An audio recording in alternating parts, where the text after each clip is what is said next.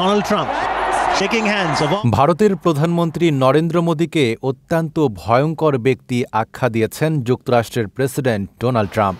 একই সঙ্গে তিনি দাবি করেছেন, গত মে মাসে জম্মু কাশ্মীরের পেহেলগামে সন্ত্রাসী হামলার পর ভারত পাকিস্তানের যে সংঘাত শুরু হয়েছিল তা তার ফোন কলেই থেমে যায়। ওয়ালটন এখন দেশের সীমানা পেরিয়ে পৌঁছে গিয়েছে 50টিরও বেশি দেশে।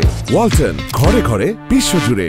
মার্কিন মন্ত্রিসভার বৈঠকে সাংবাদিকদের সঙ্গে আলাপকালে ট্রাম্প বলেন, ফোনে তিনি মোদীকে সতর্ক করেছিলেন, যদি সংঘাত না থামে তবে কোনো বাণিজ্য চুক্তি নয়, বরং ভারতের উপর আরও উচ্চ শুল্ক আরোপ করা হবে। ট্রাম্পের ভাষ্য অনুযায়ী মোদীর সঙ্গে ফোনালাপে তিনি দুই দেশের উত্তেজনা কমাতে কঠোর বার্তা দিয়েছিলেন।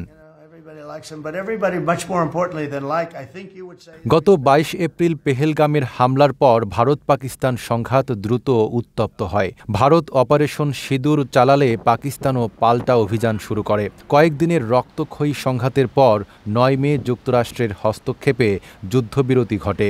যদিও ইসলামাবাদ এর জন্য ট্রাম্পকে কৃতিত্ব দিলেও নয়াদিল্লি বিষয়টি স্বীকার করেনি।